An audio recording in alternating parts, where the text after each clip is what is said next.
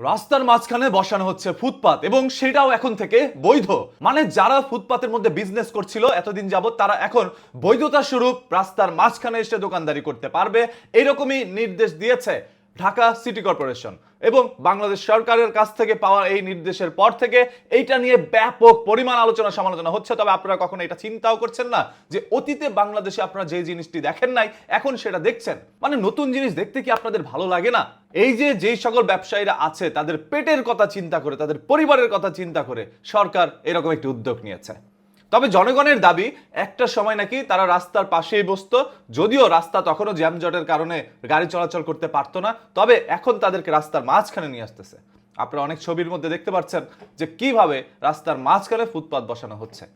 এই জিনিসটি নেটিজেনরা মানতে পারছে না। অনলাইনের মধ্যে যারা আছে তারা সবাই এটার বিরুদ্ধে কথা বলছে মোটামুটি।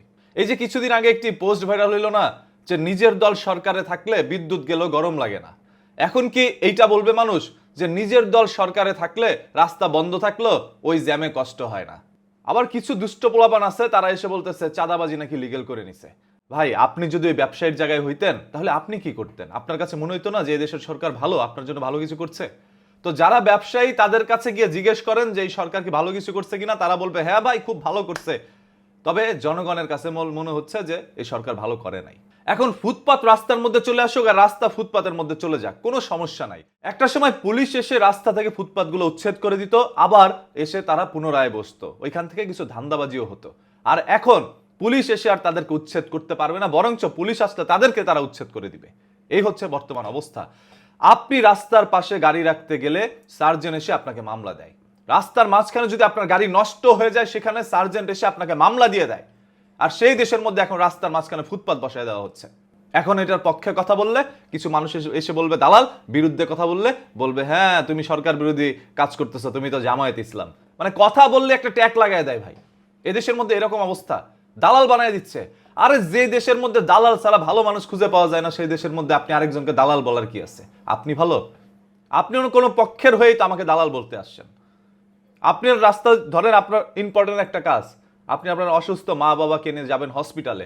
ওই মুহূর্তে যদিও মা বাবার ফিল অনেকেই করতে পারে না, ধরেন আপনার একটা পাও ভেঙে গেছে, তো আপনার ওই তীব্র যন্ত্রণা নিয়ে আপনি জ্যামের মধ্যে পড়ে আছেন, হসপিটাল যেতে পারছেন না, তখন আপনার কেমন লাগবে? আজ ওই রাস্তার মধ্যে বসানো হচ্ছে, আগামীকাল আরেক রাস্তার মধ্যে বসানো হবে। ফুটপাতগুলোকে লিগেল করে দেওয়া হয়েছে, তবে এই ফুটপাতগুলোকে একটা মাঠের মধ্যে নিয়ে বসায় নাই যে তোমরা একটা মাঠে বসো। আমরা তো বিদেশে দেখেছি যে অনেক জায়গায় ফুটপাত বসে, তবে সেটা নির্দিষ্ট একটি দিন, মানে একটি দিন তাদের একটি হাট বাজার বসে, সেদিন তারা রাস্তার পাশে এসে বসে যায়। তো সেটা তো আর বাংলাদেশে প্রতিদিনের জন্য করা উচিত হয় নাই। আপনি সপ্তাহে একদিন হাট বসাইতেন, কোনো সমস্যা ছিল না। যেদিন মার্কেট বন্ধ থাকে সেদিন দিয়ে দিতেন হাট। বাই দ্য ওয়ে, এখন আমি যতটুকু বুঝি আমার চাইতে অনেক বেশি বোঝে যারা ওই দাগগুলো দিচ্ছিলেন। সিটি কর্পোরেশন তো আর আমার চাইতে কম বোঝে না, তারা বুঝে শুনে এই কাজটা করছে, জনগণের ভালোর জন্যই মনে হয় করছে। তো দেখা যাক জনগণের কতটুকু উপকার হয় আর কতটুকু অপকার হয়। অপকার হলে কথা বলবোই, উপকার হলেও কথা বলবো, কারণ অপকার হলে ওইটা বলা আমার অধিকার, আর উপকার হলে ওইটা বলা আমার দায়িত্ব। আমি দুইটাই করবো ইনশাল্লাহ। দেখা যাক ভালো হয় নাকি খারাপ হয়। আর আপনাদের কাছে কি মনে হয় এই যে রাস্তার মাঝখানে যে ফুটপাত বসিয়ে দিয়েছে, এইটা কি ভালো করছে নাকি খারাপ করছে?